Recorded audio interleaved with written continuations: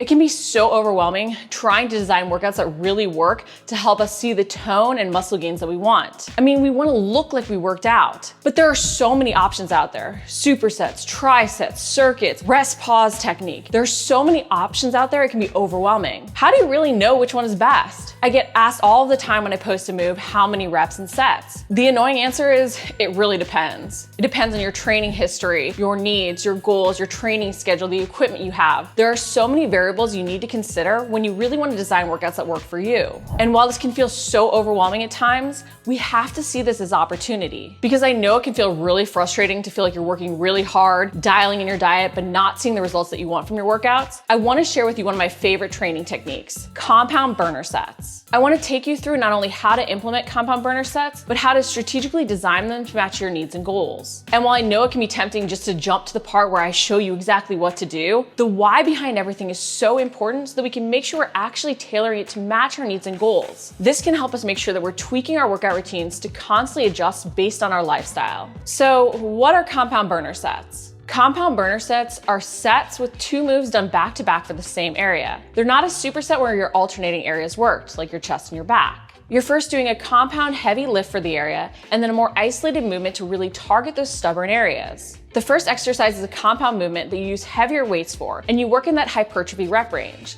so about 6 to 12 reps. Right after you finish that move, you're gonna go to a more isolated movement. You're gonna do this move with lighter weights and higher reps. Now, when I say lighter weights, I don't mean light weights. It should always feel like it challenges you, but you're gonna be more in that 15 to 25 rep range. While the heavier compound movement is in that hypertrophy or muscle gaining rep range, the second movement is done to failure and in more of that strength endurance rep range. Make sure that you're truly resting between rounds because you wanna have challenged yourself to have earned that rest. Think about 90 seconds to 2 minutes between the rounds of the compound sets. When you do the compound sets, you wanna include about 2 to 4 rounds through each series. So why do compound sets work so well if you want to lose fat and gain muscle? The theory behind this training design is the post-exhaust training technique. What this really means is that you're working a muscle group to failure by combining the compound with the isolation movement. Using this training technique, we're going to push the muscles closer to failure, and that's going to lead to better muscle hypertrophy results. By using the compound move followed by the isolation exercise, we're even pushing past failure at points to recruit more muscle fibers. This will force our muscles to grow and adapt. The best muscle gains and fat loss results come from using multiple rep ranges and multiple different types of movement, so combining both the compound and isolation exercises. We're doing this in a single set, which is going to lead to the best results possible. However, it's a very intensive training technique because you are pushing so close to failure. But by using this training technique, you're going to see better fat loss results from your workouts and also better muscle gains because of the muscle tissue damage you're creating. By using this training technique to build muscle, you're going to end up burning more calories even at rest because muscle requires more calories to be maintained. So it's going to improve your metabolic rate,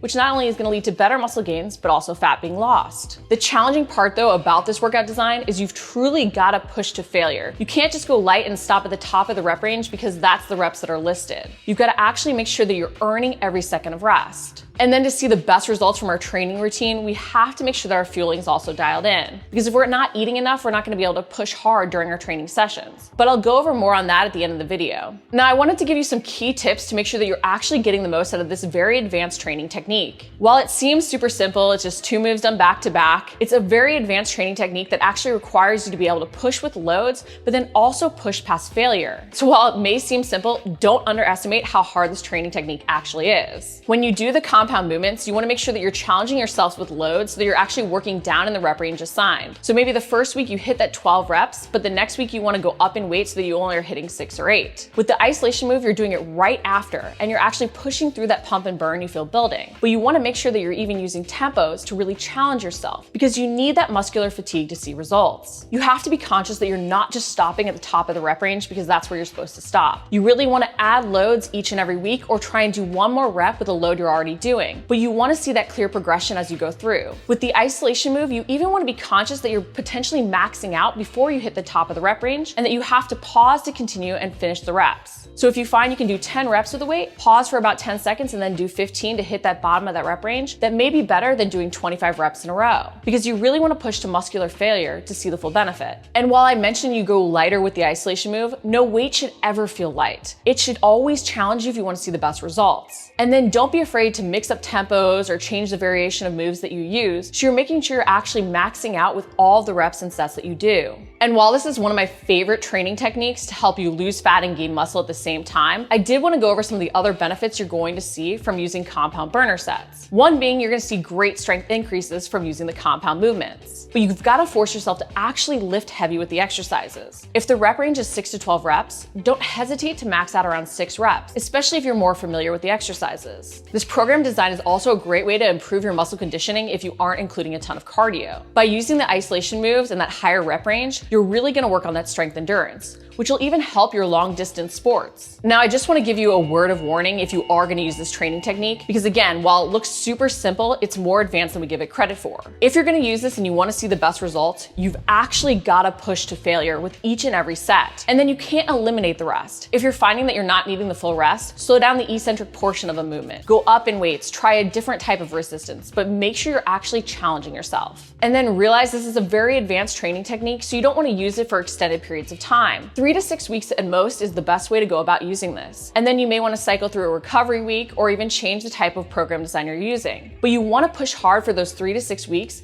making sure that each and every week you're seeing progression in some way. Now the fun part. How do you actually start implementing this workout design into your training routine? My favorite way to use this is with a 4-day-a-week split. So hemisphere training doing 2 upper and 2 lower. You want to do 2 to 4 rounds for each compound set, resting at least 90 seconds between rounds. So an example of what a lower body workout would look like for this. In compound set number 1, you might do a squat to box with a barbell, and then right after do lean backs. The squat to box would be 6 to 12 reps, and the lean backs would be 15 to 25. You're doing them back to back. You're going super heavy with that squat, and then you're fully fatiguing your quads by using that lean back. In the next compound set, you're gonna work a different area of your lower body. So while you targeted your quads in the first set, you're gonna target your hamstrings in the second. You're gonna perform a single leg deadlift for 6 to 12 reps per side, and then a hamstring curl for 15 to 25 reps per side. After both sets are complete, you're gonna rest for at least 90 seconds. After all rounds are finished, you're gonna move on to the final set and actually target your glutes. You wanna alternate areas worked so that you're making sure you can push hard with each and every movement and not hit a point of diminishing returns. In the final compound set, you're gonna do 6 to 12 reps of the hip thrusters, followed by 15 to 25 reps of band Y reverse hypers. You're going to really isolate those glutes with the reverse hypers after the hip thrusters,